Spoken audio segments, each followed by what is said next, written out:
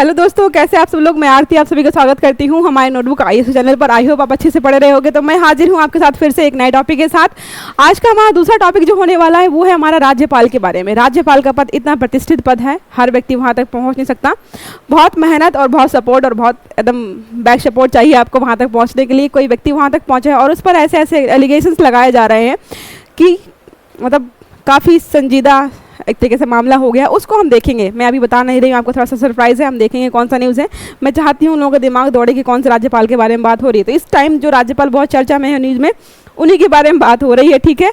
तो उसके बारे में देखेंगे, न्यूज़ के बारे में देखेंगे। लेकिन हमारे एग्ज़ाम्स के हिसाब से क्या इंपॉर्टेंट है, हमारे एग्ज़ाम के लिए क्या इंपॉर्टेंट है कि राज्यपाल कहाँ पे कौन सा राज्यपाल है, उन पर क्या इशू चल रहा है, या फिर हमारे लिए क्या इंपॉर्टेंट है कि हमारे संविधान में हमारे यूपीएससी, स्टेट पीएससी अलग अलग एग्जाम्स में राज्यपाल से संबंधित कैसे प्रश्न पूछे जाते हैं, ये हमारे लिए ज़्यादा जरूरी हो जाता है। तो पहले एक बार न्यूज़ देख लेते हैं। Supreme Court to look at immunity to governor under article 361। तो यहाँ पे जो बहुत चर्चा में है वो है आर्टिकल 361। आर्टिकल 361 क्या है यह आपको बताऊंगी मैं अभी। तो क्या है, यहाँ पर इम्यूनिटी को लेकर बात हो जा रही है और वेस्ट बंगाल के जो गवर्नर हैं सीए आनंद बोस, इन पर जो है इनके यहाँ काम कर रही, मतलब इनके यहाँ मतलब क्या, इनके ऑफिस में, वहाँ पे ऑफिस में काम कर रही संविदा में एक महिला ने इन पर जो है उत्पीड़न या सेक्स असॉल्टेड की यहाँ पे कुछ मतलब कमी वो की है, मतलब क्या बोलते हैं उसको यार, इनको लेकर शिकायत दर्ज की है, जिसको लेकर के सुप्रीम कोर्ट, हाई कोर्ट, हर जगह मामला चर्चा में चला हुआ है। तो जो पीआईएल दायर की गई है या फिर रिपोर्ट की गई है, वहाँ पे ये पूछा गया है कि राज्यपाल को जो शक्तियाँ मिली हुई हैं, इम्यूनिटी मिली हुई है, कुछ मामलों में इम्यूनिटी मिली हुई है उनको कि भाई कार्यकाल पे रहते हुए उन पर ना ही कोई मुकदमा चलाया जाएगा, ना कोई कार्यवाही की जाएगी, ना उनको आप दंडित कर सकते हो, ना ही आप उनको जेल में ले आ सकते हो। ये तो हो गया इनका इम्यूनिटी का। इसी को लेकर चर्चा की भाई कितने, मतलब कौन कौन से मामलों में इनको इम्यूनिटी दी गई है किसी राज्यपाल को।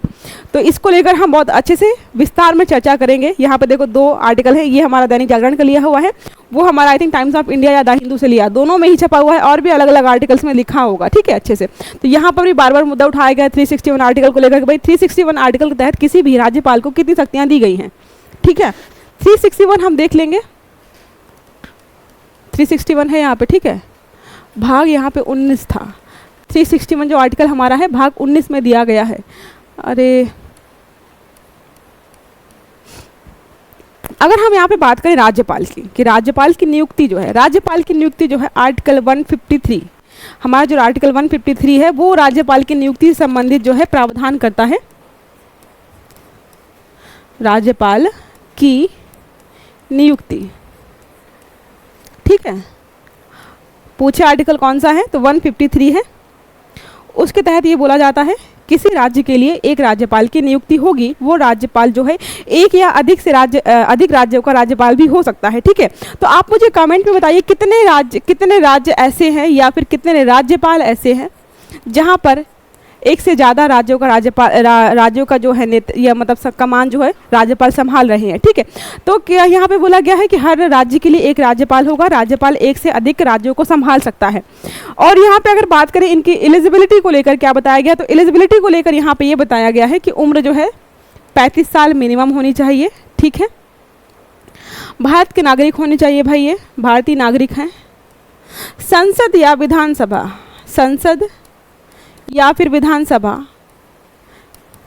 मेंबर नहीं होने चाहिए कहीं से भी। और चौथा जो है मोस्ट इंपॉर्टेंट, लाभ के पद पर नहीं होने चाहिए, लाभ के पद पर नहीं होने चाहिए। तो ये 4 चीज़ें जो हैं ये हैं, बताती हैं। तो जैसे आपको मैंने कई बार समझाया ऑलरेडी कि जिनकी जो यूपीएससी का टाइम देते हैं 32 साल उनकी ओवरेज हो जाती है, तो कोई बात नहीं, हारने की जरूरत नहीं है, हताश होने की जरूरत नहीं है। आप जो है राज्यपाल के लिए कोशिश कर सकते हो अगर उम्र जो है 35 साल कंप्लीट कर लेते हो तो, ठीक है। अब देखो हम बात करते हैं आर्टिकल 361। 361 हमारा क्या बोलता है, 361 जो है हमारे भाग 19 में दिया गया है। देखो 361 क्या है, राष्ट्रपति और राज्यपाल की आपराधिक कार्यवाही से पूर्ण छूट प्रदान करता है।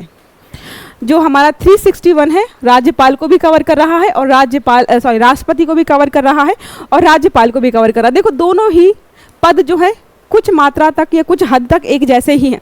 जैसे हमारे राष्ट्रपति जो है एक तरह के संवैधानिक प्रमुख है, मतलब उनको क्या है एक तरह से दिखावे मात्र की शक्तियाँ मिलती है, बाकी सारा हमारे मंत्रिमंडल मंत्रिपरिषद काम करता है, वैसे ही यहाँ पे होता है। राज्यपाल को भी एक तरीके से है कि शक्तियाँ जो है सच में उतनी शक्तियाँ नहीं मिलती, इतना दिखाया जाता है, ठीक है। साथ में क्या है, राज्यपाल को जो है बोला जाता है कि केंद्र और राज्यों के बीच जो है एक तरीके से बैलेंस बनाने का काम करता है। तो कई बार इनको बोला जाता है कि राज्य जो राज्यपाल हमारे हैं, राज्यपाल जो भी है वो क्या है, एक तरीके से एजेंट के रूप में काम करते हैं। ठीक है, अगर आपसे ये पूछा जाए और इनके अगर इनकी नियुक्ति या इनके जैसे इनके लिए तो इलेक्शंस होते हैं, आपको पता है एक प्रॉपर इलेक्शन होता है, लेकिन इनकी नियुक्ति कैसे होती है? पूछा जाए कि राज्यपाल की नियुक्ति कैसे होती है? राज्यपाल की नियुक्ति जो है राष्ट्रपति द्वारा की जाती है, राष्ट्रपति द्वारा की जाती है। अगर नियुक्ति जो है राष्ट्रपति के द्वारा की जा रही है और ये इनके लिए कोई इलेक्शंस वगैरह नहीं हो रहे हैं तो ये प्रसाद पर्यंत किसके काम करेंगे? राष्ट्रपति के द्वारा। जब तक मन करेगा तब तक आप यहाँ पे इस पद पर रह सकते हो, जो है पद से हटाना ना हटाना, कभी भी हटाया जा सकता है इनको अपने पद से। तो ठीक है, इतना आई थिंक सफिशियंट होगा राज्यपाल के बारे में। और अगर बात करें एक जो मोस्ट इंपॉर्टेंट आर्टिकल है वो है 61 जो है राष्ट्रपति जी से रिलेटेड है कि महाभियोग जब चलता है, जब संविधान का उल्लंघन करते हैं, किसी संवैधानिक नियम का उल्लंघन करते हैं राष्ट्रपति, तो उनको महाभियोग चलता है, तो ये हमारा अलग हो जाता है। इन पर कार्यवाही इस आर्टिकल के तहत हो सकती है अगर संविधान का उल्लंघन करते हैं तो। ठीक है, वहाँ पर 361 जो है साइड हो जाता है। तो हमारा इतना समझ में आ गया आपको?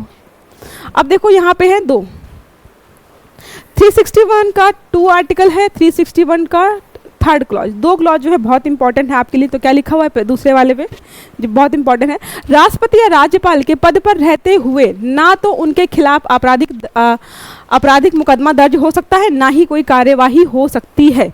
अब इनके ये अपने पद पर अगर है, इन्होंने कोई भी काम किया हो, चाहे पर्सनल लेवल पे जाकर कोई ऐसा कांड कर दिया हो जिसकी वजह से लगे कि भाई इन पे तो कार्यवाही होनी चाहिए, इन पर मुकदमा चलना चाहिए, तो नहीं, दोनों पर कोई कार्यवाही नहीं होगी, कोई मुकदमा नहीं दर्ज किया जाएगा। ठीक है, दूसरा है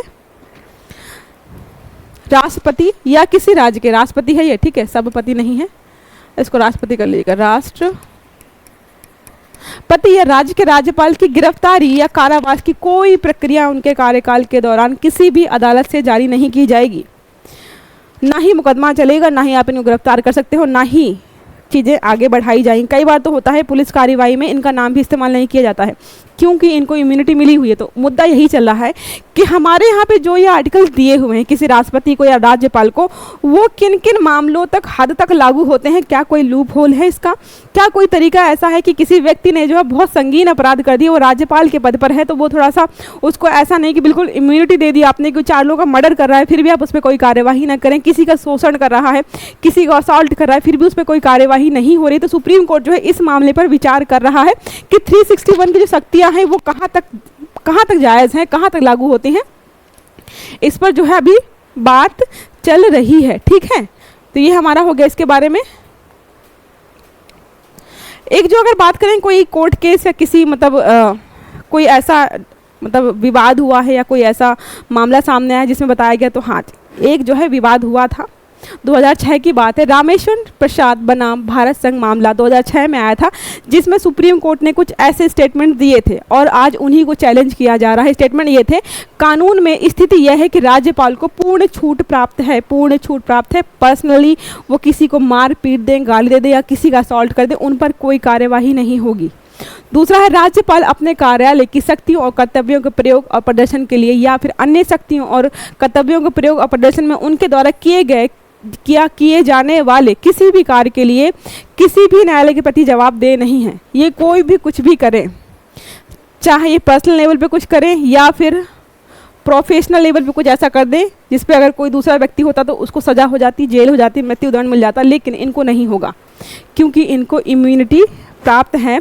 और साथ में इनके जो सैलरी होती है, इनको वेतन भत्ते वगैरह होते हैं, वो भी कट नहीं हो सकते हैं, कुछ भी हो जाए। ठीक है, तो इनको बिल्कुल ऐसे फ्री रखा गया है कि अमर हो गए हैं, कुछ भी करें, कुछ भी काम करें, सैलरी भी प्रॉपर मिलेगी और इन पर कोई कोर्ट केस वगैरह भी नहीं होगा।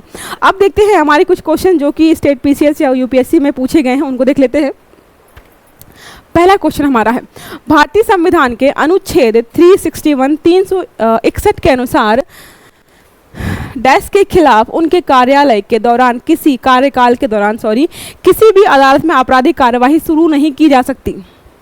यहाँ पे अभी मैंने पढ़ाया है आपको, तो ऑप्शन हमारे जो भी हो, राज्यपाल सही है, और अगर यहाँ पे राष्ट्रपति होता तो 2 विकल्प सही हो जाते हैं, राष्ट्रपति और राज्यपाल। ठीक है, आपको 2 ये याद रखने हैं। दोनों की शक्तियाँ जो है काफ़ी हद तक सिमिलर हैं, और जो शक्तियाँ वगैरह हैं, शक्तियाँ तो सिमिलर हैं, कामकाज भी इनका एक जैसा ही है। ठीक है, नेक्स्ट क्वेश्चन हमारा बोला है संविधान के अनुच्छेद 361 के अनुसार कौन न्यायालय के प्रति जवाबदेह नहीं है?